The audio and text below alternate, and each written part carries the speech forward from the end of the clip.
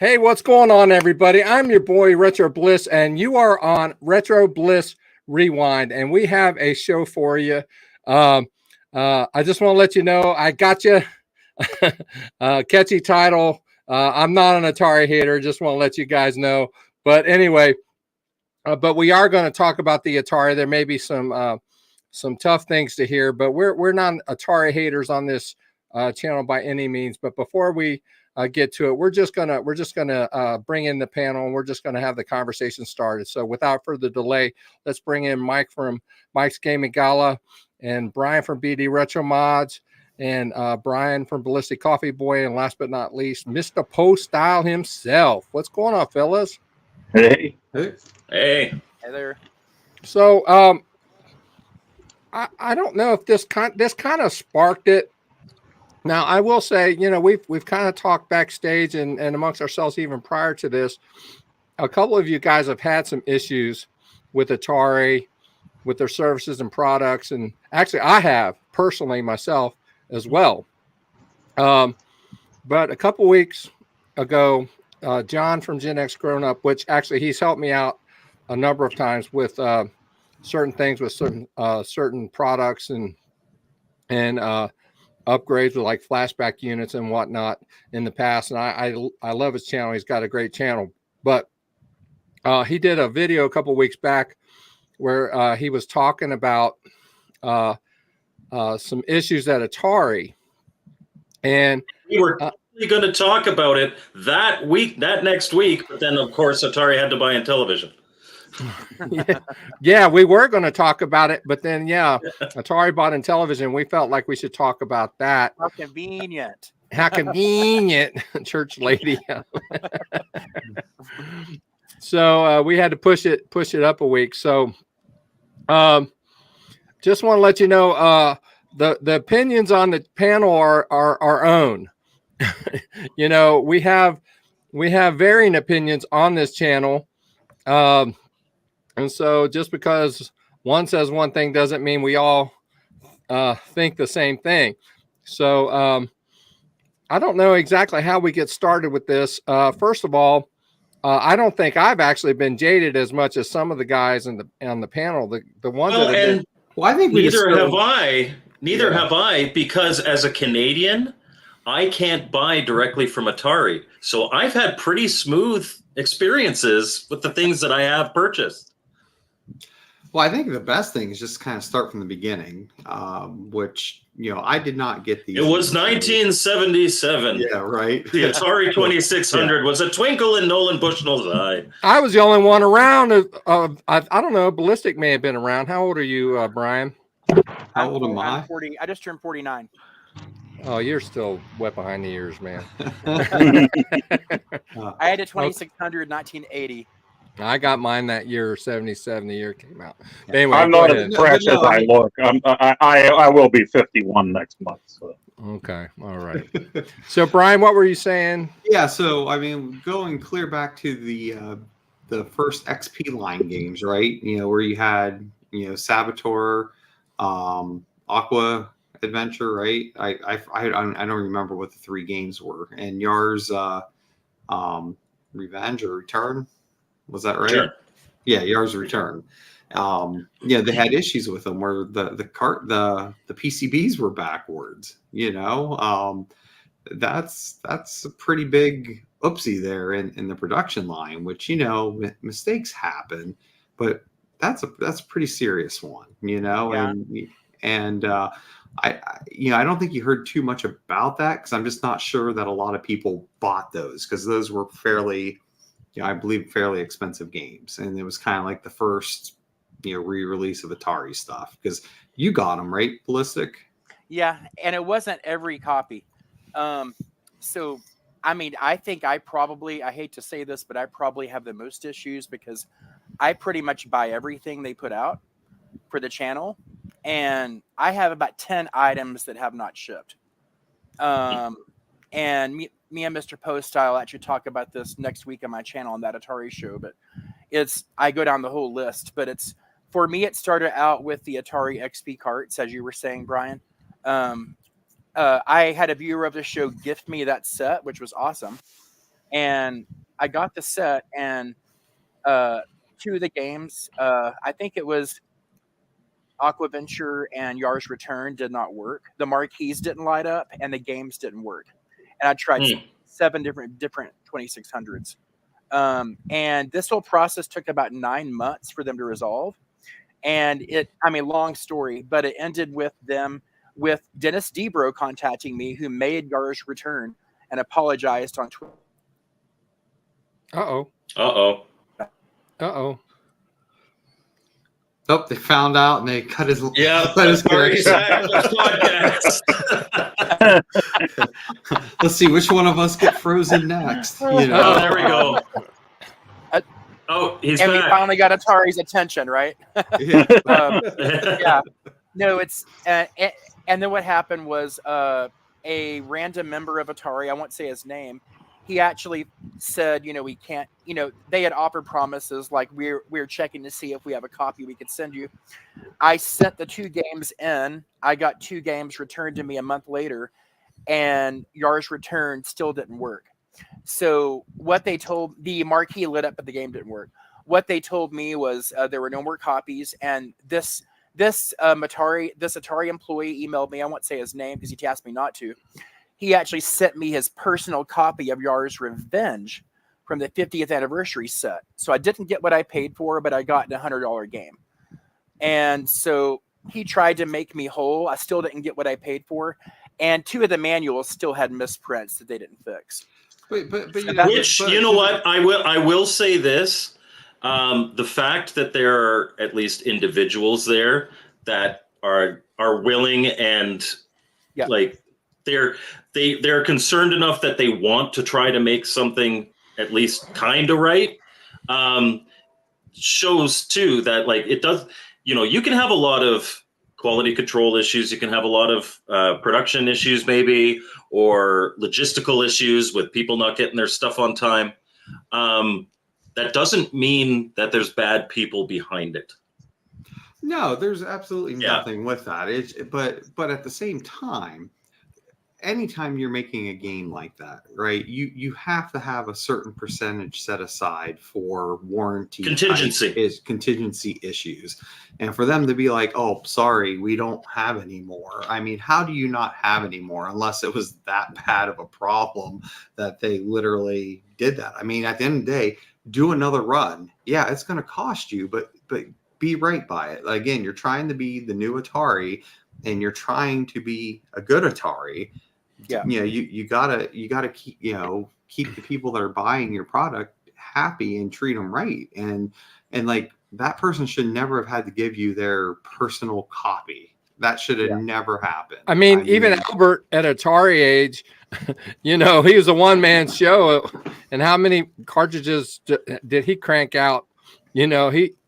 I've never received a bad game from him ever.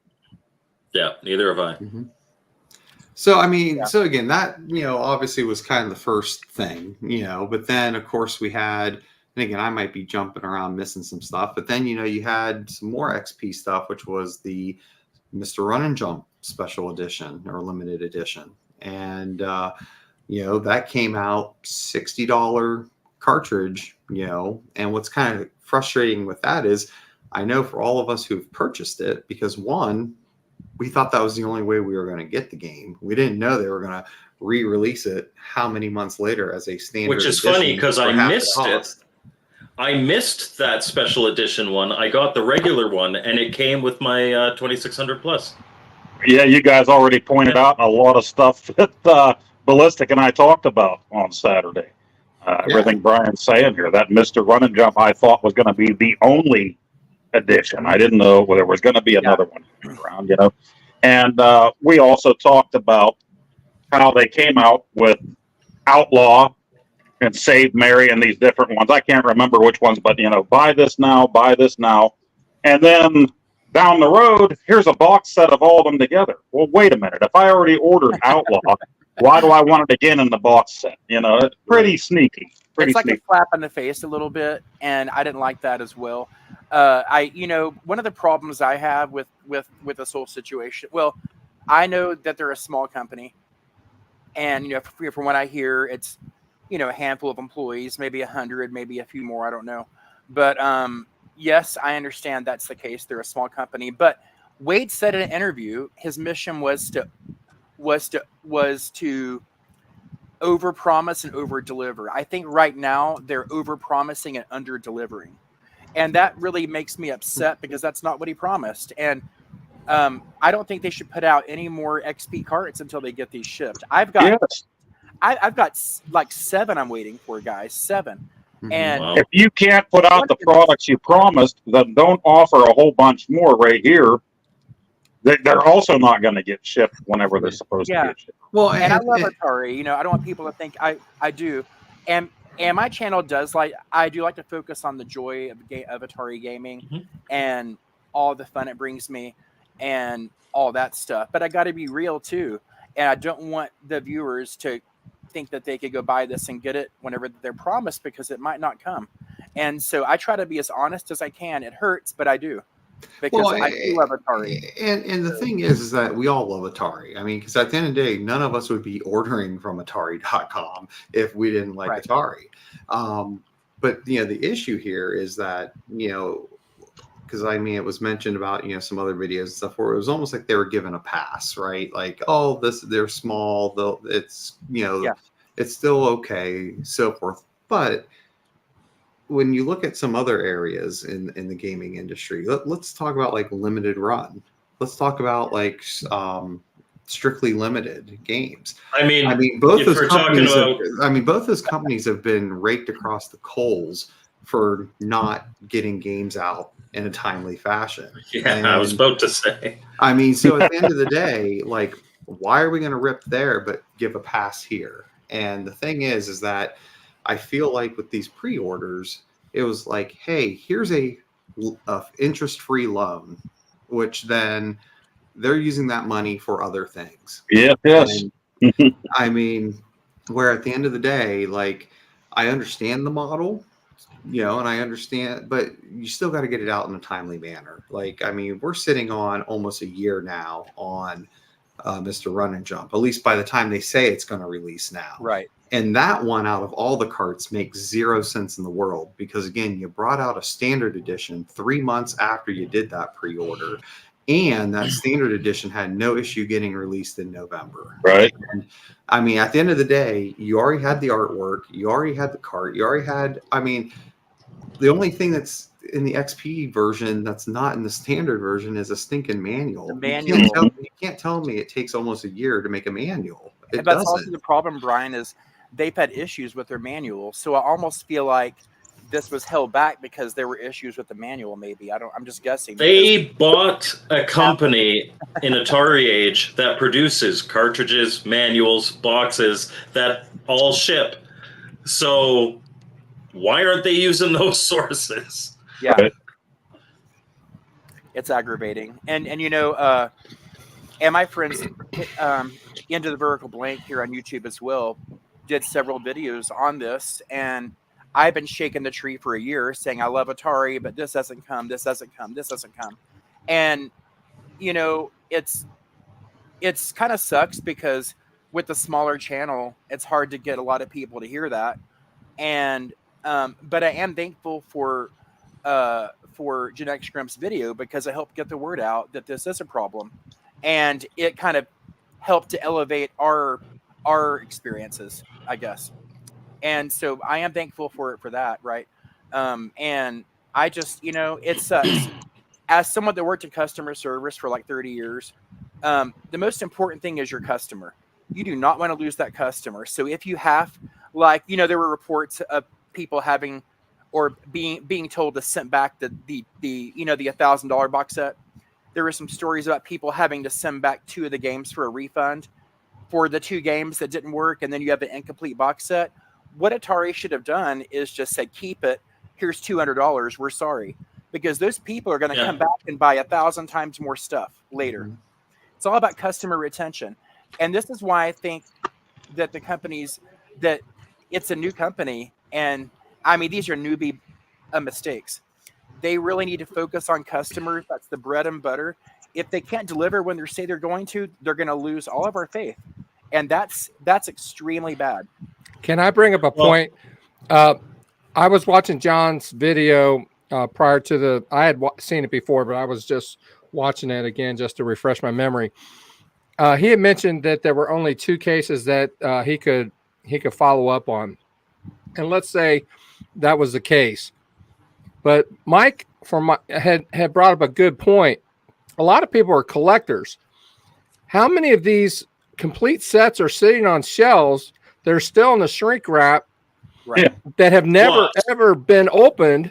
Almost all of them. A lot of them that are probably most of them that don't work. But that doesn't mean you don't include what is supposed to be inside them.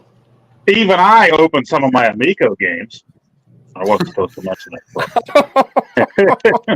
I've never opened mine. Mine are sealed. I got to send them over to WADA and get them graded. Let's just take all the controversies. Yeah. Listen, if you're going to come out with stuff, these games and things like that, that's great. And you're buying up companies, you got M Network and Berserk and Frenzy from Stern. That's what we want to see, and we would like to see products focused on that. What I mean by products is video games. We want to see the games. We got the Berserk Enhanced Edition for the 2600. But now you got tennis shoes coming out. You got PCBs that are artwork from old arcade machines. They're putting their fingers in everything all at once when they're still not, as far as shipping and goes, they're not that huge of a company. You know what I mean? So you got all this stuff that's promised to come out, like my Atari jacket that I still don't have. I did get my Camp Atari hat on time. There you go. They're in partnerships, energy drinks. They got stuff going everywhere. And I understand you need to make money, but you got to get stuff sent out to people or you're going to make them angry. Well, and that's why the saying is under promise and over deliver, not over promise and over deliver. Because if you over promise, you're almost always going to disappoint people. So if you and we talked about this in our Atari 400 video. It was fantastic. The 5200 stuff is a little janky. It does it, but it's a little janky. Yeah, just omit it. And then you've got something and people are like, oh, this is a great Atari computer emulator box. And they don't have anything to pick on. Or the 2600 plus with the 7800, the buttons are the wrong way and the difficulty switches. It's like, just focus on doing the 2600 really well and do a firmware update later to add 7800. Right. Under promised and then over deliver. Right. Some of the other things that we haven't even mentioned yet. I bought my Atari VCS. I was so excited to get my Atari VCS, and Brian knows about this because he was such a big help to me. Because I had asked him about it, and he was excited that I was going to get one, and we were talking, and so I get it, and I went to do the update, and it wouldn't update. Something good, something bad happened. It happened to me too. It wouldn't update. So then I had to contact the company and I had to go through all those hoops to try to get it updated. Finally, I got it updated. And then I got it updated. So then I went to go buy a game. I couldn't buy a game because it wouldn't take my credit card information. That went on for months too, right? Off and on, right? Like at first I could order games. Then I couldn't. Then I could. Then I couldn't. It was off and on. What was going on with that? And then another thing too, something that just happened today. An update to the Atari 2600 Plus, another firmware update came out. But what people aren't saying is none of these updates. There's been 2. None of them have been official updates by Atari. They've all been Atari Age. So it's almost like a Hyperkin thing where here's your product, let somebody else figure it out after we sell it. And I think Atari is letting that happen. And not that it's a problem for me, but you require a PC to update it. Mm-hmm. So guys like Game Closet, they can't do it. Right, and just real quick, because I think we need to talk about the Atari 2600 Plus next here, but first, I just missed it in the chat. So, but Sean, I mean, at the end of the day, Sean, we all like Atari too. I mean, Yes. and we like what they're doing. Like they're doing the right stuff, but the problem is, it's just we're just not getting the stuff, or it feels incomplete, or just doesn't work right. Right. And that's the concerns right now, because again, mistakes happen in factory run. I mean, you're bound to have some quote unquote lemons. You're going to, anytime any type of mass production's made, you're going to have some lemons. But like the point that you made, there should be some overstock. Correct. For situations like that. Correct. Yeah. And that's just where, because we like what they're doing so much, we felt we need to kind of bring it out there today. It's like, hey, you're on the right path, but you got to make sure you're delivering accurately, and you're taking care of the people putting their hard-earned money for this stuff, because they're putting their faith into you to bring us a good product. Yeah. Because again, to Bliss's point, the VCS, I mean, unlike the Amico, it did at least come out, but there's been a lot of things with it, and here we are 3 years later, and you got about 165 games, and a lot of it is stuff you can get on other consoles, or now with like the emulators on it, now you're getting like 7,800 homebrews, now that they have Atari Age and stuff, and different things like that. A lot of those games I can only buy on other platforms because my VCS has been a brick since I bought it. Right. Yeah, VCS, when it was announced as Atari box, when it was very first announced, I got so excited. I can't wait for this thing. This is awesome. A lot of people were yelling about it. And then the Amico gets announced, and things weren't looking so great for the VCS at that point. So I'm like, I'm Team Amico. I think this thing's coming out. Somebody's been on everybody's channels telling us it's coming out and put on a big show. So I don't care about the Atari box anymore. That's vaporware. And here we are. We have our VCS, and I'm happy to have those 7,800 homebrews on there. That I can. Sorry. Can you bring up Cyrus's comment again? Super Mega Graphics 64. I'm looking at it. There we go. Atari does some absolutely fantastic things with their software. So I am still excited that Atari bought Intellivision. I think it's going to be, you're going to have emulation. You're going to have a compilation game, like a 50th anniversary thing coming. You're going to have recharge type games. Mm-hmm. As for hardware, if you're going to buy the hardware, most of it's okay at the very least. Just buy it from Amazon. Don't buy it from Atari. Mm-hmm. Yes. Right. I was so then, I was just saying, then we'll answer this question since Gen X Memories put that out. But then, I was going to lead into the 2600 Plus, because I know both you and myself, BCB, have some real fun with that one. Oh, but yeah. So Gen X Memories, how'd you all feel about Atari buying Atari Age?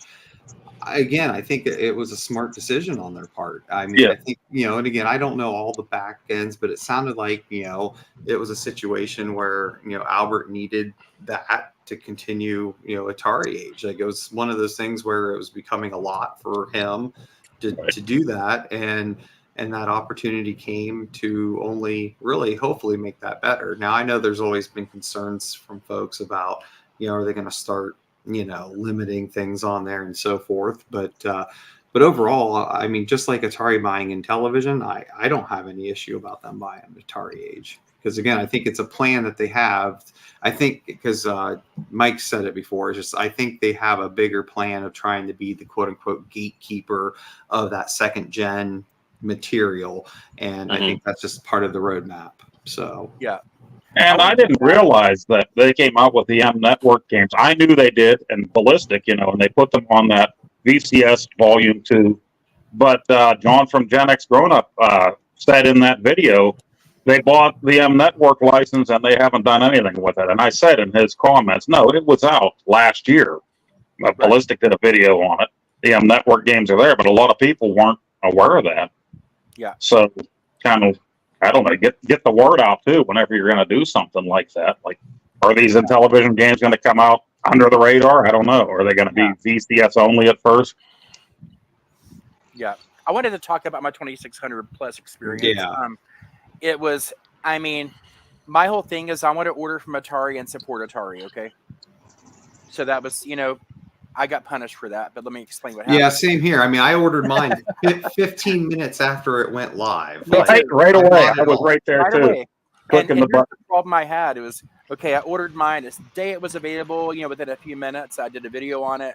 Here I am pre-ordering it. Go do it now. All this is excited. This is after my XP experience, okay? So I was still willing to do this, okay? I was like, maybe that's a one-off, whatever, okay? So I pre-ordered it, okay? I was in Texas when it was going to ship, I think for a holiday or for a birthday or something. And so mine said, I got an email saying that mine was going to be delayed. And I was like, what? And so everyone at the grandmother started putting videos out about it the day it came out. Like even people in like Zimbabwe had a video. And I'm like, hello. And, or whatever, right? All over the place. And even little kids with videos, which is awesome. But I was like, where's mine? I mean, I do a channel focusing on Atari. It's like, I pre-ordered it. Where is it? I don't expect any special treatment. I have a small channel, whatever, So it didn't come. And so I did the whole 7 stages of grief thing. I was upset about it. I made fun of it. And so when it came, I found out that people ordered it after me right before it came out, got free shipping and got it on launch day. I waited 3 weeks for mine. And I think that's just intolerable. And I ordered mine on Amazon like 3 weeks after all you guys ordered yours because it wasn't available until then. And I got mine the first of all of us. Yeah. And that's how I ordered my 400 mini and it came on launch day. Yeah. So I learned my lesson. Yeah. And again, I had the exact same issue as you. And again, I don't know if it's just because we bought everything, like, so they couldn't ship until, like, I don't know if there was just one item in the order that got delayed. Yeah, I mean, what definitely wasn't the games, and it definitely wasn't the 2600 plus itself, because people on Amazon had them like instantly. And I was told there was a problem at the warehouse, and they lost. Someone from Atari emailed me and said they lost track of who pre-ordered, so they were just sending out orders as that, right? So, and they also told me that PlayOn was in charge of getting out the Amazon orders, and Atari was in charge of getting out their own orders. So Atari's the one that messed up there. I gotcha. Okay. So that's what I kind of found out. But I would expected them, to address this if they would have just said, and I mean, the same with all these issues. If they would have just said, hey, to the whole community, we're sorry. We made a mistake. We're going to learn from this and move on. Accept our apologies. Here's a coupon. Here's a sticker. Here's a t-shirt, whatever. Make those customers whole because they're going to come back. But the fact they're being quiet about it makes me think that they don't know better. And that's what scares me. Yeah.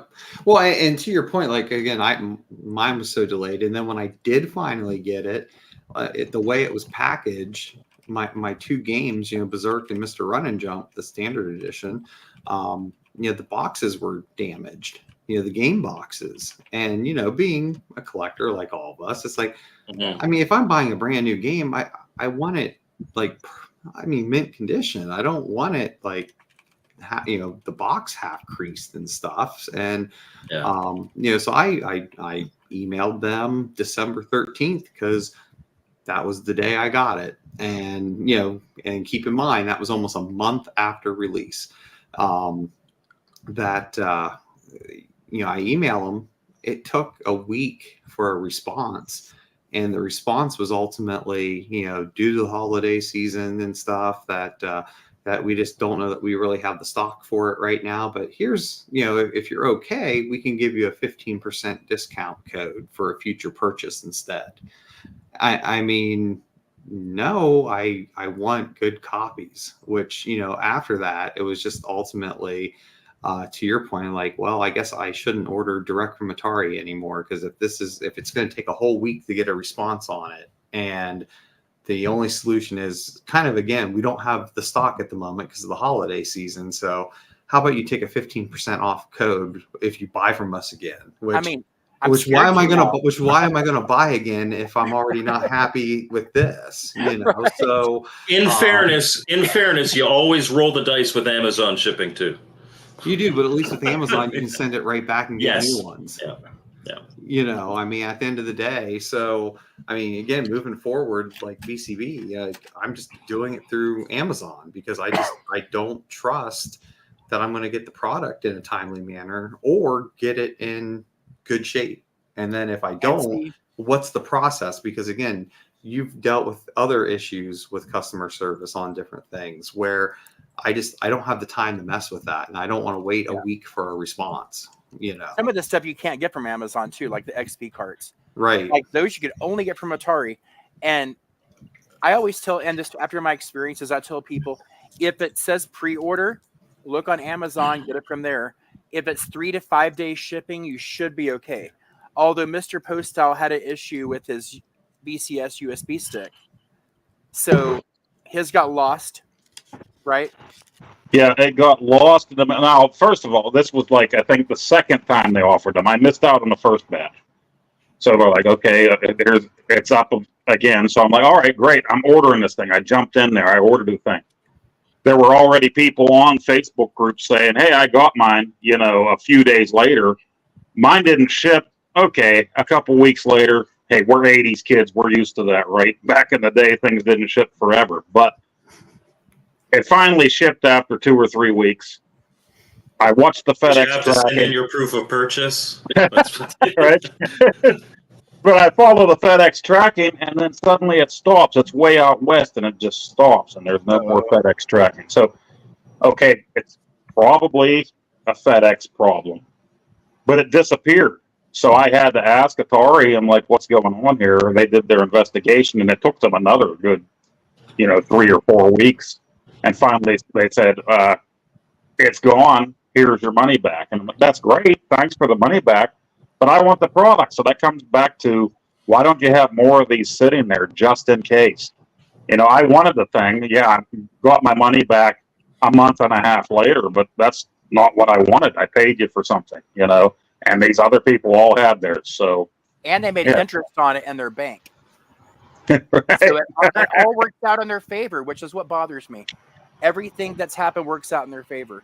They send you a coupon, buy from our store, so they make more money. In now, another thing. Oh, right? go ahead. It's just annoying. Every solution involves them making more money, and that's right. not good enough for me. I want my money back or my product and an apology. Yeah, and we talked about this too, BCB, and I guess probably wasn't them. The Game Station Pro, I think, was shipped out by My Arcade. We did the pre-orders. I'm not sure exactly on that, but at the same time, it was one of those things where all of a sudden people were buying it early before the ship date at Target and Costco, and they're getting it for cheaper. And I'm like, I pre-ordered this thing day one again. I had my finger on the thing. I want this Game Station Pro. It got sent out really late, So it's by the time I got it, everybody in the world had video. I didn't even put a video out on it until like mid-December, late December. I'm like, okay, I had it sitting here for a few weeks, but everybody's videos were already out, so I'll just take my time doing my unboxing. But it really sucked seeing people on Facebook saying, I got this thing at Target. I got this thing at Costco. It was marked down cheaper than what you got. I'm like, wait, I ordered this thing day one, and I paid more than all of you, and I waited a month for the thing to come in the mail. I got mine at Target. I pre-ordered mine from My Arcade directly. I saw it at Target before it even shipped. So I was told this was a My Arcade issue because there was some issue with the launch date being wrong. So I that's what I heard. So I got mine from Target for $10 cheaper, canceled my order with My Arcade, and they refunded immediately. So that was good. And My Arcade sent me an email when they were supposed to ship and say, sorry, we don't have any to ship for the pre-order. You're going to have to wait. I'm like, well, you sent them all out to all of these stores. That's why you don't have any left in the warehouse to send to the people that were there day one. Exactly. Yeah, and that's just a disgrace. And I actually think that was My Arcade, from my understanding. But that's what I've heard. But Yeah, I think it was them. Yeah, But and I figured I'd throw it in there. Despite the fact that it says Atari on it, it is important to note that My Arcade is not a property of Atari. They Right. licensed the Atari name. Yeah. Right. But yeah, so you know, and then again, now here we are, with the Atari 2600 Plus, where that came out in November. Here we are in June, and we still don't technically have an official firmware update.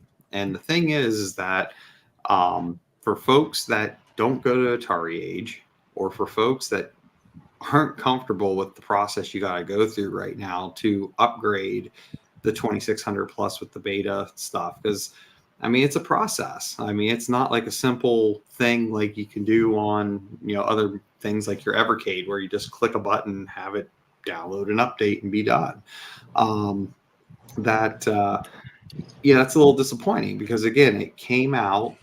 Obviously they wanted to get the holiday sales, and it was not technically a finished product. Now, with that said, and when we all talked about it, we still liked it at the end of the day, but 2600, and there's no arguing that, like, it had a very, very good compatibility rate with the 2600, And it looks gorgeous. And it's well built. It's well built. But like 7800 side of it, it was almost like it was an afterthought. Like, how did you not know the buttons were reversed? How did you not know the difficulty switches were reversed? Those are just simple things in basic testing that you should have realized. Like, oh, I'm playing Xevious. Why is my bombs the different button than it should be? Use us as your beta testers, Atari. Right. These 5 guys here, send us everything. We'll beta test it. We'll shut up and we'll tell you what we think about it when it needs to be fixed. Just saying. I can test like 500 different Atari carts on your system. You send it to me for free, I'll do it. There you go. Yeah. There you Right. go. But it's just, and then again, there was just a lot of issues with even certain games. It was just even commercial games not necessarily being correct with the 7800, which again, I think they just released the new firmware update again, which is like version 3 of the beta, which now has even more compatibility. So again, it's getting there. But my thing about it is that and again, I could be wrong, and if so, someone tell me. But it's like they're relying on the Atari age community to fix this. This console. Yes. Right. At the end of the day, like, hey, we put it out there, but hey guys, can you guys fix it for us for free?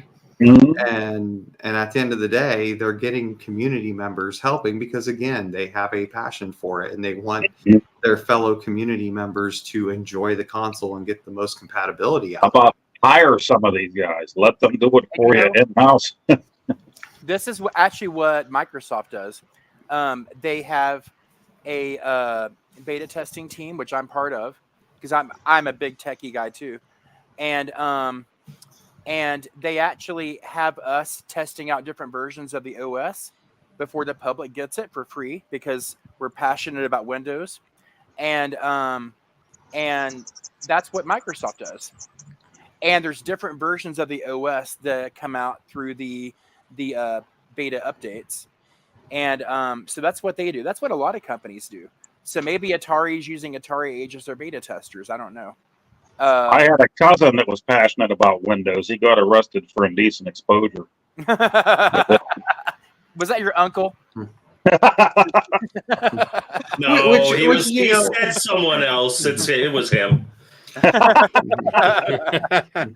Which again, I get what you're saying there to a point, but again, you released what feels like an unfinished. Like, again, you overpromised and it under delivered, and again, it was if all you were doing was 2600.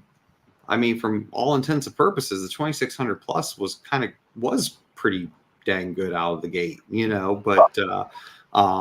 but it was the 7800 compatibility, which I think a lot of people were looking forward to, because there's not many 7800 options out there if you don't already have an original console. The fact that you had, because prior to that was the Retron 77, which that was obviously a train wreck until the community got Stella on it, but I mean, but again, that was still only 2,600. So yeah, one of the first things I did was throw in Rampage 7800 and was pretty disappointed right off the bat. So right. Well, and again, in games that because again, I've I didn't grow up with one, but I really admire the 7800 now and play it a lot. And it was just different games I put in there. It's like the sound was off, just different things was off, and it was just like, dang, how did this stuff get missed in the testing, especially when it said compatibility was perfect, it was going to work great. And I mean, it was just, I don't know, I don't understand how manuals can be sent out with missing paragraphs and pictures. How is that possible? All it takes is like an 8-year-old to look at it and go, that's wrong, that's wrong. I mean, are they not even looking at it again? That's what bothers me. I mean, anyone can see that there's a problem. With my 8-year-old's work ethic, I can understand why there's missing paragraphs in the manual. Dad, I'm done my homework. You missed these 5 questions. Oh. but I do hope. But if it's a video game, if it's a manual, they could tell, right? Possibly. Maybe it's the gameplay. No, they don't have manuals anymore. You have to read the instructions on the screen, right, Bliss?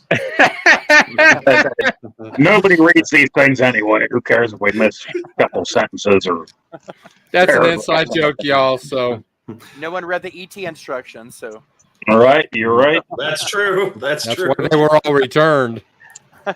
But again, is just I do hope when it comes to the 2600 plus that when we do, I don't know when we're going to see it, but when we do finally see an official firmware update, I do hope they make the process easier for folks, because again, it's just the way it is now. Like again, for those of us who are into tech and things like that, obviously you can get it to work, but it's a multi-step process, and I just think a lot of folks aren't going to necessarily understand that multi-step process. No, definitely not. I barely understand it, and I'm a geek. I mean, I got to read how to do it. So, it just needs to be made a little more user friendly.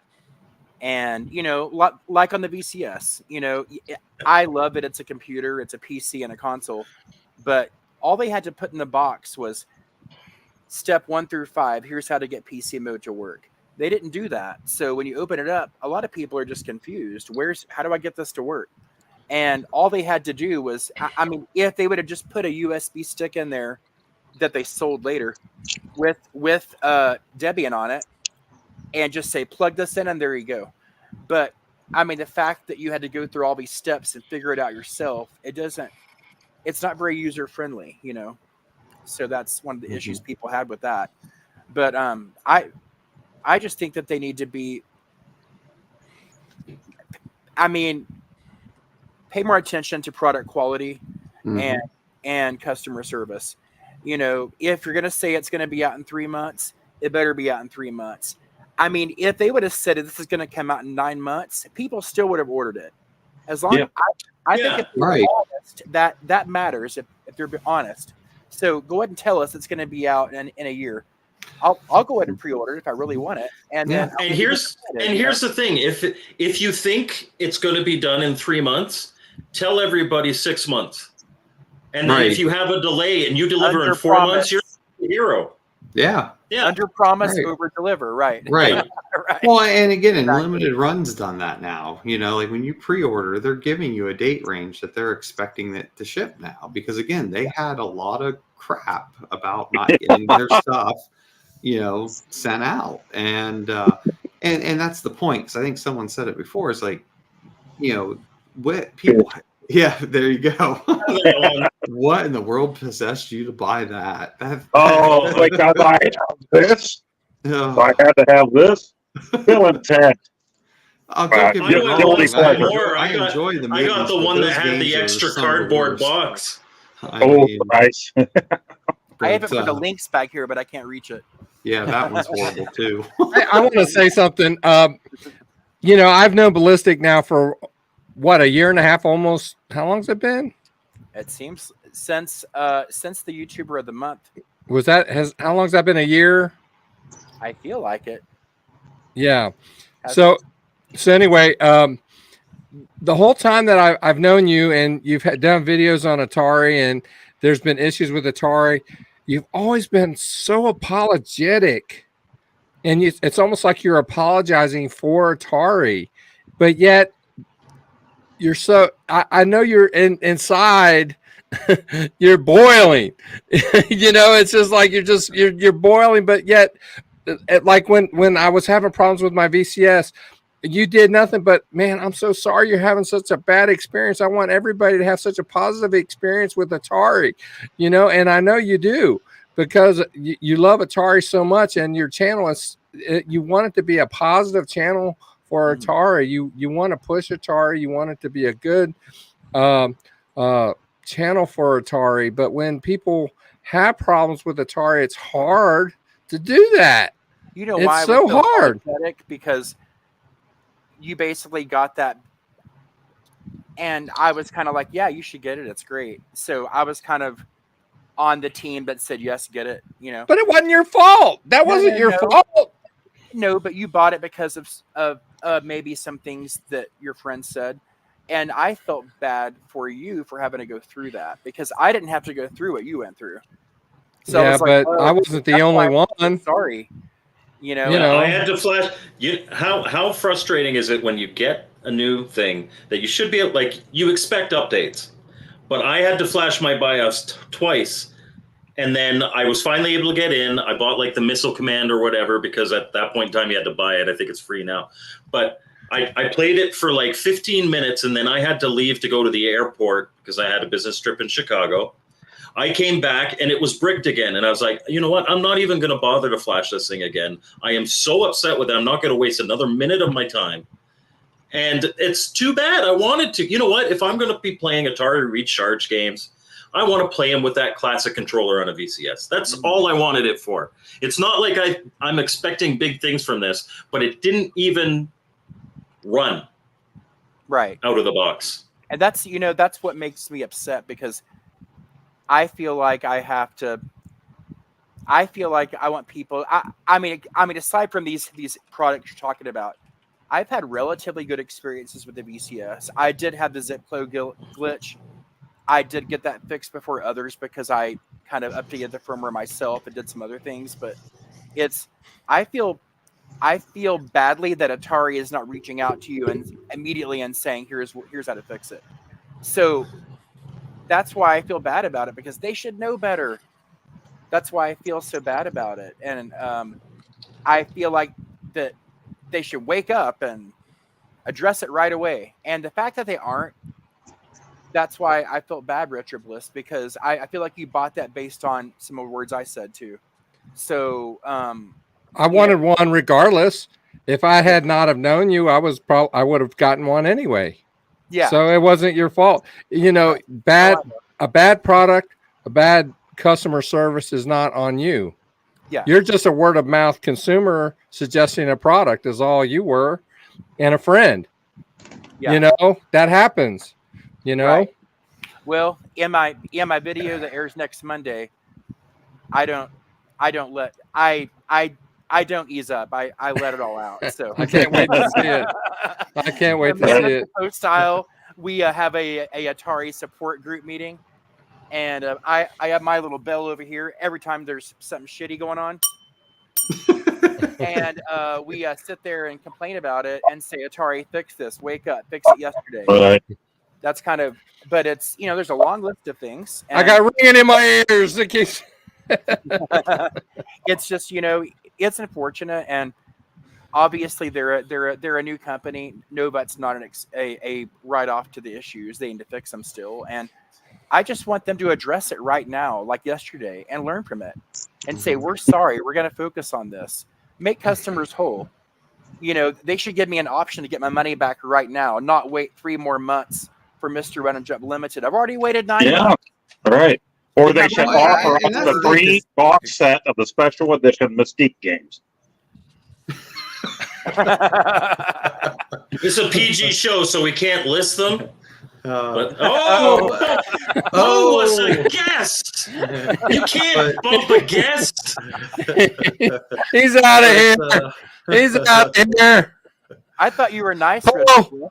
I didn't even say the name. I didn't say the title. I was being good. Phil is ruthless. You were thinking it.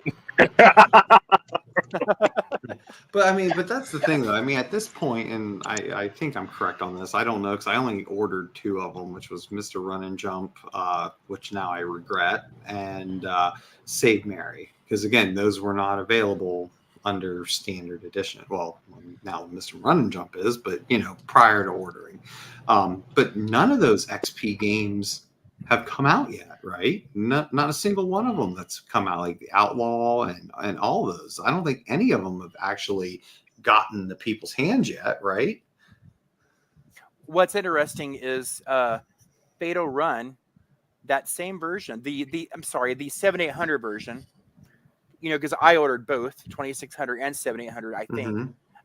The 7800 was actually a gift, and this is what I saw reported on it. It was a gift if you bought Atari stock a year or 2 ago. It was a gift.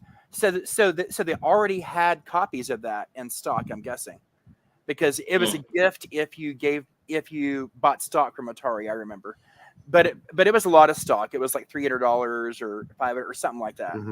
And I'm not sure if this was tied to blockchain. I can't remember. But those people got Mr. Run and Jump 7800 in the box. So they've already had that out for a few years, actually. That's why I don't get it. Like, didn't you already have some of those made? Or did those people never get their orders too? I don't know. So that's what scares me. Yeah.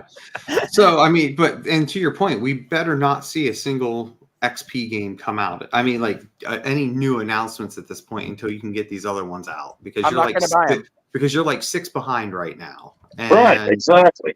And I mean, and again, that's not okay. I mean, again, we're all human, things happen, but we just see it's a continual trend that we're seeing at this point. And that's that's the issue. And it's funny because you want to shower them with praise for all the stuff they're doing with the Recharged and their, the Atari 50 thing and all that, but instead the consumers are just going to devour them. Oh, got me. Yeah, I almost got me. I got my finger on the trigger, bro. Well, there was a question in the chat because I'm trying to catch back up with it. It wasn't from off-grid, was it? Because I think it was from Gen X asking about Retron 77. If he should. Oh, that's way back. Hold on. I know it is. The chat's really hopping tonight, which is great. Hold on. So Gen X, I'll tell you right now, do not spend money on a Retron 77 at this point. You won't get the update now. You can download it. Yeah, because at this point, you would be better off to buy a 2600 plus. Because again, in the test that Mike did, it had better compatibility for 2600 games off the bat. There is paddle support. That was with the most recent update at that time, which you can't even get anymore. Right. But you could throw an SD card in the thing. That is true. You could throw an SD card in. Yeah, but you can't get the versions anymore. Like you can't get the update. The update's not on the Stella website, so you can only put like 8 to 10 homebrews on at a time. Yeah. So I was lucky enough to load mine up back in the day with all the games that I already owned. But yeah, which is a shame because the Retron 77 looks cheaper, feels cheaper, but it had more opportunity to be upgraded and to put whatever you want on it. So it is a shame that has gone away. You have to know that Atari had something to do with that. Right. Yeah. So at the end of the day, either get yourself a 2600 plus, or if you can come across a modded. I mean, obviously a modded, you're not going to have to worry about any compatibility issues, but if you're not doing those mods yourself, you could pay a lot more for that. And in a conversation I think Mike had on his Intellivision stuff the other day, it's just none of those consoles are getting any younger, And they're like, even when you refurbish them and mod them and everything else, there's still certain chips that are still 40 years old. They will eventually die, and they will eventually die. I mean, that's just something to kind of keep in mind, which is why there is such a push now of we need products like the 2600 plus and stuff to help continue gaming with these retro consoles. I mean, otherwise you're not going to have a choice but to eventually go to something like a Retro Pi. Yeah, because you're not going to get a compilation with every game that you want because of licensing issues. Right. So you're going to, but the best thing to do, buy a 7800, drill a bunch of holes in it, and play Pac-Man 2600 on it. He's taking two people up in one sentence. but also to that point, I mean, if you're looking at a modded console, it might cost you a tad bit more, but I would try to go for a 7800 modded instead of just a 2600 modded, and it's only because of the fact that you will have both 2600 and 7800 playability with it. So which a lot of people don't realize that the 7800 actually isn't 100% backwards compatible. Yeah, it's not 100%. There are a few 2600 games that don't work, but pretty much everything you try with it will. Yeah, don't work or don't fit quite right in that version. I play my Retron 77 all the time still. It's hooked up in my living room. It's easy. My 2600 Plus is way in here in this room. It's not that far away. I'm just lazy. And I play it all the time, and it plays a lot of games. I have every game on an SD card. It plays. I mean, everything I've tried, it plays it. I love mine. I have two, actually. It works fine for me. Did you buy both colors, Bliss? What? Did you buy both colors of the Retron 77? They had like an orange one that was... I have both, yep. Yeah, I have the original. Mine was, I did the pre-order too, the day one pre-order for that thing back in the day. I was so excited for an HDMI 2600. I'm a sucker.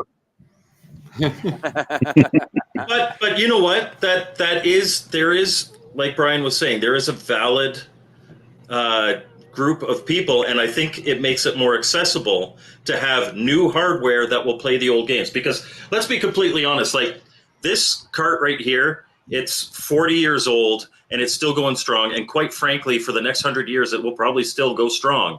The consoles, not so much. You see everybody's favorite right there. Yeah. Bye, Poe. We'll see that. Poe is experiencing the Mike's Gaming Gala experience on the podcast. But the fact of the matter is these carts will last the rest of our lives and beyond. But the system's not so much. So having the ability that anybody can go into, like, because a lot of these games you could still buy for $1 or $2. You go to a flea market or not the one you're holding in your store. Hand. Yeah, not the one I'm holding. the one that Poe was holding, you can pick up for $1 or $2 anywhere. Yeah. You'll get it in any lot. This is a and that can be. And so if there is a relatively, like a reasonably priced way to play these for anybody who just wants to get into it, if it's $120, it's a decently low barrier. If you're buying all your games for under $5, it could help the entire community. It could help. Mm-hmm. Yeah. And then I think for most people, these systems are fine. With the emulation of a 2600 Plus, I think for most customers it's fine for that price point. Oh, right. Or like under $100, which is probably what it's going to be, right? I think it works fine for most people. Now, for us, they should put out a version for people like us that's $500, has great emulation, all this other stuff. But the version that they put out for mass public, I think, works well for what it is. And I've said that all along. Like, if someone just wanted a convenient way to play the cartridges that they found in their basement on an HD television, I mean, there's nothing wrong with it. It was more the 7800 side, and just the fact that it's taking how long to get an official update to the console. Yeah, and in fairness, when I did my review, I specifically named my review the completely unfair homebrew compatibility test, because they said right out of the bat, won't be compatible with a lot of homebrews. But I decided to do the test anyway because that was my spin on the video because everybody was doing videos. And I said in that video, if you're like my dad would absolutely love that machine. He was an Atari fan in the late 70s, early 80s. He's got like 20 games he wants to play. Plug the card in, play them, no problem with any of them. Yeah. I think the 2600 plus is the middle of the road type of guy that does have a collection where you're going to buy some cheap cards for it. Where the flashback was something like some guy hasn't played an Atari for 40 years and he walks into Walmart and sees it on an end display. He buys the thing or somebody buys it for him for Christmas and it's already on Marketplace 6 months later, like some of the one-up arcades, right? Mm-hmm. So the 2600 plus is fine for what it is, but you can't play your home brews on it, which is a bummer. I mean, you can. I mean, they've made a lot of good progress, but again, you just got to go to Atari Age and keep getting the latest firmware beta because again, they've made more leaps and bounds with it today. So Atari make this easier and have something on your website where you can hook 2600 plus up and click update. Yeah. There's these customers that you're talking about. Even better would have been a USB thing other than the power cable that people could plug into so that whether you had a Mac or a PC, you could put a file on a USB key or an SD card, plug it in, turn it on, it updates. Right. Mm-hmm. Most of these customers that are buying this, though, I feel like that have games are going to have Asteroids, are going to have bowling, are going to have the games that were real popular, not the Montezuma's Revenge or the whatever, not the hard to find games. A lot of them are going to have the popular games, and all those are going to work probably, right? But if they have, I don't know. Jaguar is how Americans pronounce it, and I don't know why. I don't like when people call it a Jaguar. I don't like I don't like that. Yeah, I got to make sure I face the right way, Brian. He says Jaguar, and I just have to be like, "Shut up, Mike! Shut up." It's Jaguar. Jaguar. That's how Carl Forehand says it from Songbird Productions. He calls it the Jaguar, and he puts out games for it. And I'm like, but he's wrong. right? He's from Minnesota. That's what it is. Right. I'm just kidding.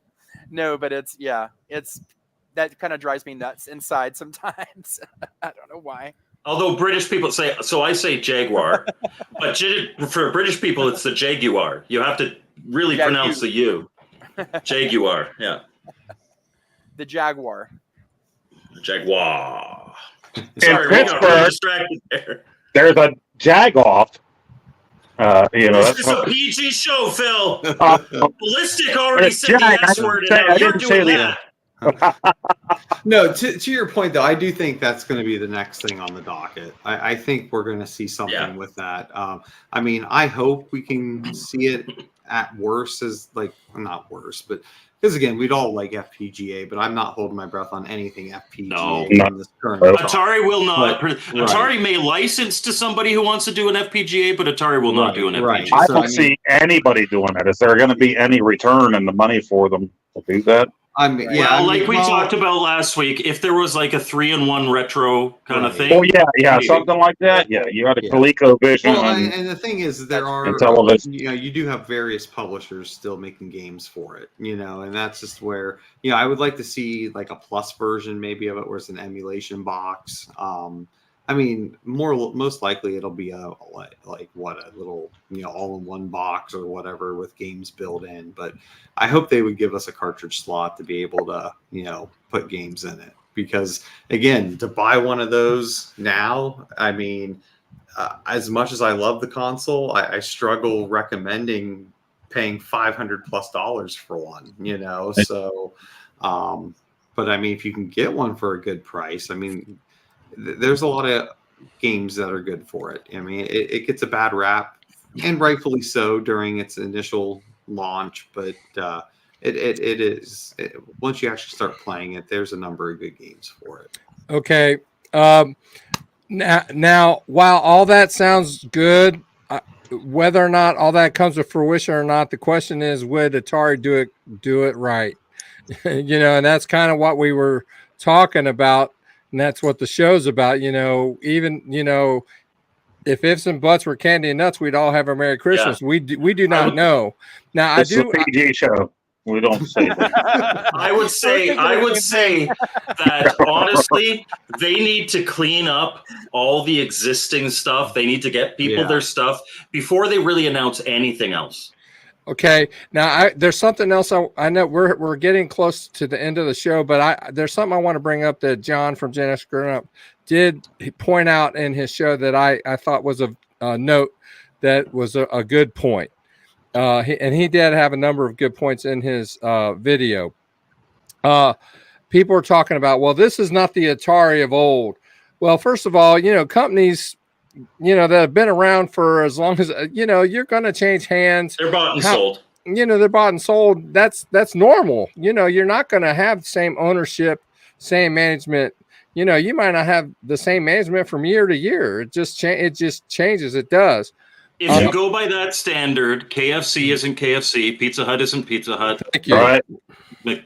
And you almost have to sell out to make money to make it big, right? So because if the truth be known, management at Atari treated their programmers the same way that they treated the people who packaged the games. They didn't think any more of them than they did the people that swept the floors. So first of all, that is kind of BS. Number one. Number two, that was one thing that I took. That was one thing that I took a little bit of, not offense, but I took it back when he's like, the original Atari is nothing to celebrate. They were so bad to their programmers that they ran away. It's like, no, they treated them like employees in the early 80s. Yeah, that's how it was done. And they realized that their contributions were bigger than what they were being compensated. And a lot of them went, and that's how you got Activision. That's how you got a Magic. But it wasn't that they were like ruthless. Oh, you're terrible. No, I didn't say that they were worthless, but they looked at them as employees and that they were expendable. Yeah, because it was the late 70s, early 80s, and that was corporate America. Yeah. But that was my point. But the whole thing where Atari is not something to be celebrated, through both their successes and their failures, they created the video game industry as we know it today. Yes. Right. 100%. And if they're not to be celebrated, why did he have to start his video with, look, before Atari was super popular and then nowadays I was wearing my Atari shirt at Disney World. And it's like, because Atari should be celebrated. It was a birth of this industry that we really genuinely love. Absolutely. Absolutely. Yeah. I agree with that. But Atari did not always make good moves from the get-go. Well, they made mistakes back then.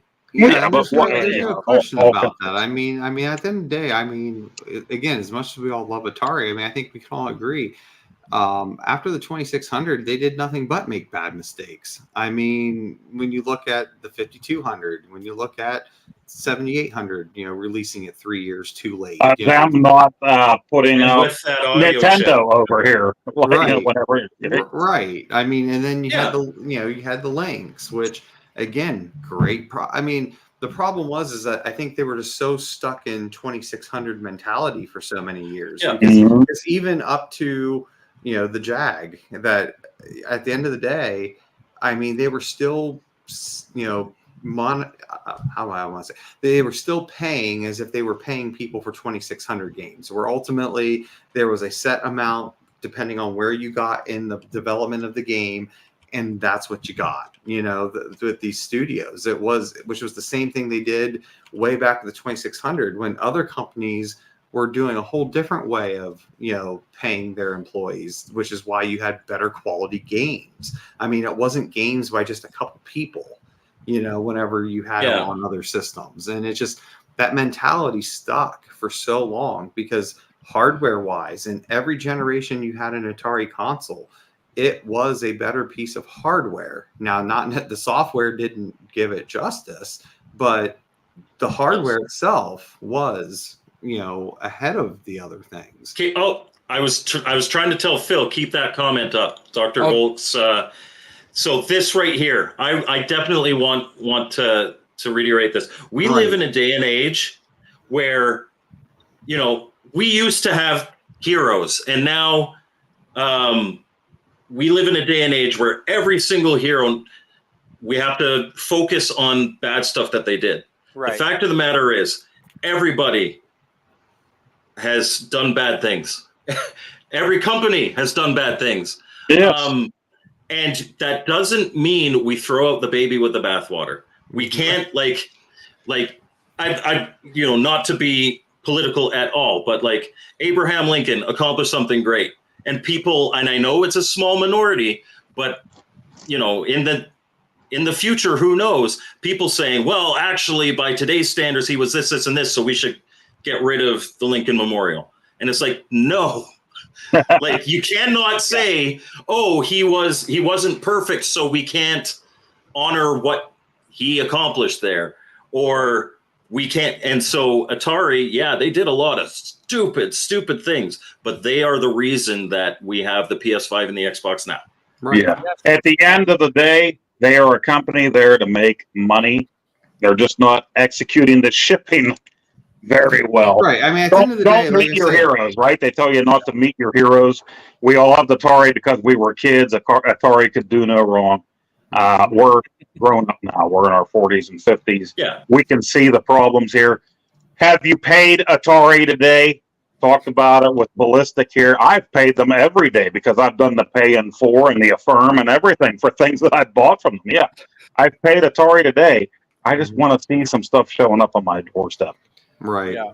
Well, another thing too is, right now they're riding on the skirts tails of everybody's nostalgia, but at some point people are going to quit buying on that, and they're going to have to. Yeah, they're going to have to come out with something new for the next generation, because once we're all gone, there might be a few geeks left out there, young geeks that care about it, but they can just download all the stuff for free and play it on their computer. We're the ones that are buying the hardware and the physical cartridges.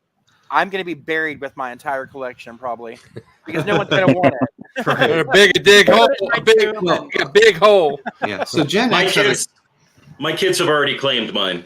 I told my son to hurry up and grab all my stuff before my wife puts it on Marketplace before I'm even cold in the ground. So, that's my wife. I'm already in New Mexico, so Alamogordo's down the street.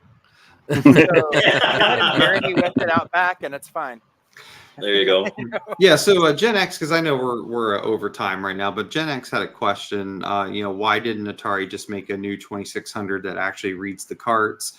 The Plus runs emulation, doesn't it? They should make an actual system that also has an SD slot for homebrew. So yeah, the reason why they went with emulation, just point blank, it's cheaper. It's cheaper to do it, because otherwise you would have either had to go with a true clone console, like actually replicating the chips physically, or which could get expensive, or you would have had to go the FPGA route where you are, doing a true emulation of the hardware.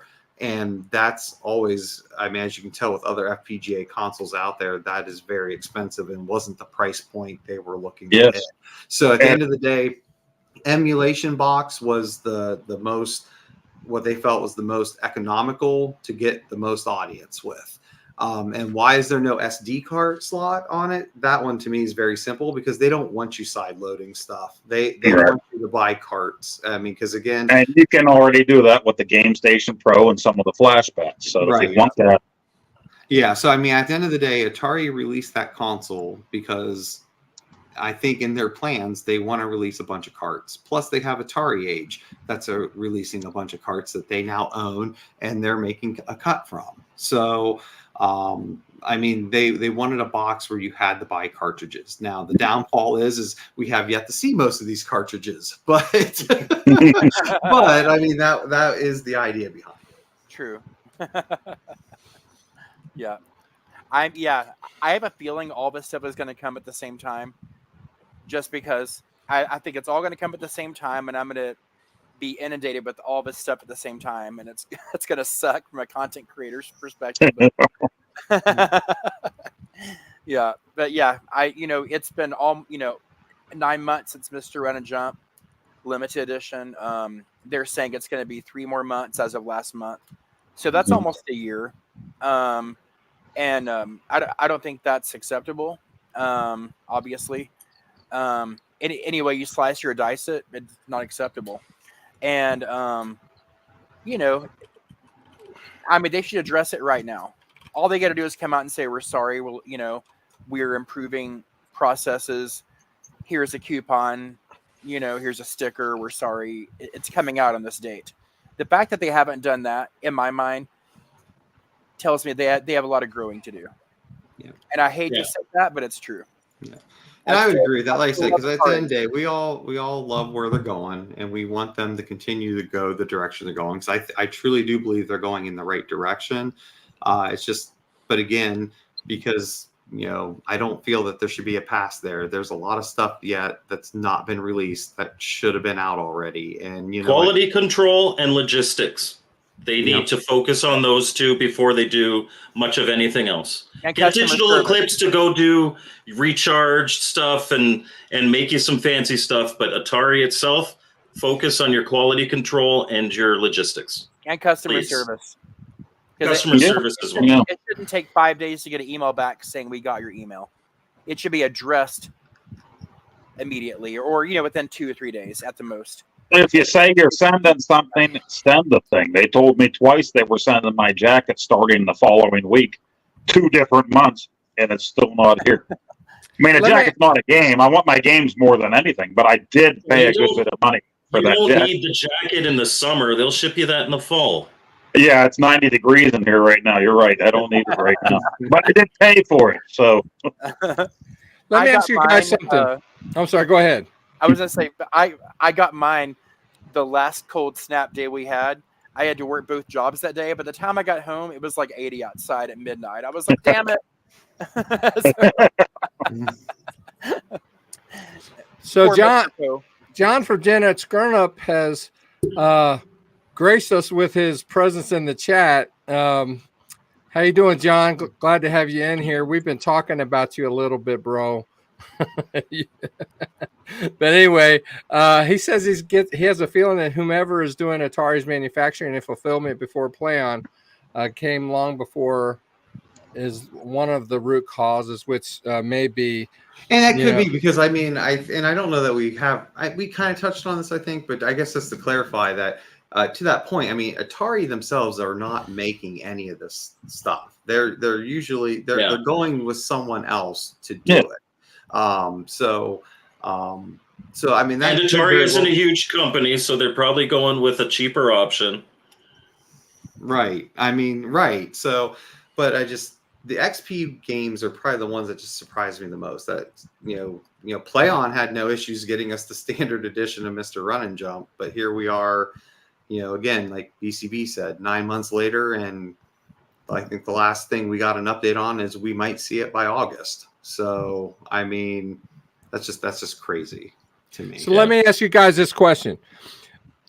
Atari they've done a lot of acquisitions lately, a lot of things going on. Do you think they have too many irons in the fire? Do you think that may be part of the problem? I think they should stop right now and focus on customer service, quality control, and the things Mike said, right? I understand trying to make some extra money by partnering with different groups and things like that, but tennis shoes and 5 billion hats and stuff, get us our games first. Energy drinks and things like that. And for heaven's sakes, get Mr. Poa's jacket before I just want my jacket. Some more. It's probably just because I'm so fat. It costs a lot of money to sew Atari on a circus tent and send it out to me, but I'd like to have it. They get some granny down the street to sew Atari on your jacket and mail it to you. You'd be happier. I hope it gets here in time for my funeral. At least maybe my wife will let me get buried with that before she sells the rest of my collection. She's going to put that dang jacket in your casket. I just know it. And she's going to have to make it herself because it never came. Armchair. The XP that we're talking about is it's just a line of like limited edition Atari carts that Atari makes. And like I said, which has been, what we kind of talked about tonight, was just the fact that, really they're just taking so long to get here. And that shouldn't be the case. And, and again, you want to give some benefits of the doubt, but there comes a point when there comes a point though, when it's been so long, like I mentioned before, like limited run games don't get a free pass. Strictly Limited is another one that gets ripped all the time for their stuff taken forever. Yeah. That I don't feel that there should be just a free pass on this one. I get it, Atari's small, and I love where they're going with it, and I want them to succeed. I think succeeding will be good for everyone that loves the second generation of stuff, and hopefully beyond that. But again, there's just something about, and again, I fully expect that we're going to get them. I do not believe we're going to get, it's not going to be like another company, where they don't ever deliver. But at the end of the day though, it does become a point where you've ultimately given them an interest-free loan to in right. time. And that's just where, again, when you keep seeing all these different things like acquisitions and things like that, there comes a point that, hey, maybe you do need to slow down and get some of these other issues taken care of to keep everyone happy and keep your brand stronger, and then keep going with the plan. Now, with that said, though, like full disclosure, I'm sure that Intellivision one probably just kind of came out of the blue, and they were kind of like, probably, oh crap, we either got to grab this now or it's that was probably that. Yeah, so again, those things, with that one. That was a good one. So again, those things do come up, and I completely get that. Like, it's not like it's on a set schedule. Like, okay, guys, we're going to sell our franchise in a month. I'm sure in a lot of cases that comes out on a whim, and you have to act fast if you want to get it. It's really one of those with Atari. It's really one of those things. Like, we like the idea of the blueprint. The building's going to look awesome, and I know that building the foundation is the least fun part, but you got to do that part right before you start. Yes. Doing the rest. Well, see, the five of us here are collectors, but at the same time, I'm a game player, so I open every box that I get to play the game. And like Bliss pointed out, I'm blue collar, so I don't have money falling out of my butt. I put money towards a game that I want to play. I hope none of us You do. You do. Yes, sometimes you do. lettuce and corn. When you sit back in the cushion on your couch and then stand up. Sometimes, yeah, right. The wife takes all that too. She's right in my butt, taking the coins right out of there. But yeah, I don't. I spend the money for a game that's supposed to come out at a certain time, and I want to have that game and play that game. And I got a lot of money wrapped up right now that I haven't seen a return on. That's all. I love Atari, but that's my problem right now. Yeah, and someone's making interest on that money. I guarantee it. Well, you guys touched on this earlier in the show. Overpromise, underdeliver. It's a bad business model. It should be opposite. Underpromise, overdeliver. Yes. They need to think about that. And if they're offering a product, at least have some spares. At least just have some spares, because you can't say, oh, we're working on the problem, we'll have something to you in 6 months or whatever. It's just not a good look or good. It's just not good, man. And it's, I just don't like it. I've had minor issues compared to you guys there on the bottom. I'm okay. I love Atari. You guys know I love Atari. Atari to the end, baby. Here on this channel, that's the way we do. And I know you guys are the same, but it doesn't make it right. Doesn't make it right. And we just want better for Atari. We want Atari to prosper. We do. We all do. Everyone on this panel wants Atari to prosper. Mm-hmm. But we want them to listen to us. We don't want them to just think that we're just going to willy-nilly throw money at them just because they put something on their website. Yeah, and it's really one of those things that and I know on the internet, when you don't know the person, it's sometimes hard to realize, but you can love something and be critical of it. And I've, quite frankly, much like children, right? Like, you have to be critical. You have to And you do that because you love them, because you want them to be strong, because you want them to move forward and do well. And if you're not critical, like I talk this about this on my channel all the time. Toxic negativity is terrible. Toxic positivity can be equally as damaging. Most definitely. Yeah. I think on that note, I think that's a good one to go out on, guys. What do you think? Yeah, we definitely went over on this one tonight. Yeah, we did. we could keep going too. We could have kept going on that one, but we've been at it for With a an hour. With a fine-tooth rake, right? Right.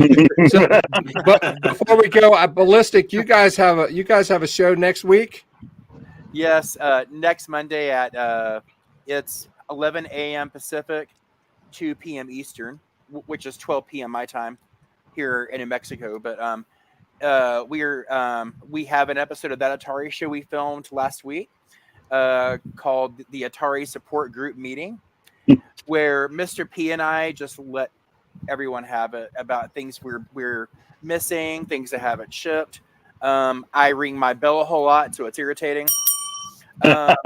And you should have had Phil on. Todd Fry owes him $146. We're trying to end the show, Mike. You open that up. We're going to be here another half hour. I'm sorry. I'm going to put that He's out here. I'm going to put that in the video description, so I'll make sure Todd Fry hears that. But yeah, so it's episode of that Atari show where we kind of rant a little bit about being over promised things and under delivered, and so yeah, we talk about that, and but we also talk about we're passionate about Atari, kind of like we're doing here, and we just want Atari to do better, and that's why I do feel bad, because I want them to do better. It's not good enough. It needs to be a little bit better, so yeah. Well, we look forward to hearing and watching the show, brother. Thank you guys for all being on the panel, and thank you to everybody who listened and watched. And Atari, if you're watching, man, we just want you to do better, man. We love your games. We want to see improvement, and we want to see new stuff too. We want to see new stuff. It's we don't necessarily want to see rehashing of the old stuff. We want to see some new stuff too. Well, some of the old stuff, the stuff that's way too expensive to collect right now, give us some of that stuff. Yeah, We want to. Let's switch it up. Let's do a little bit of everything. So anyway, you guys take care, and we'll see you next week on Retro Bliss Rewind. Take care, guys. See you guys. Bye.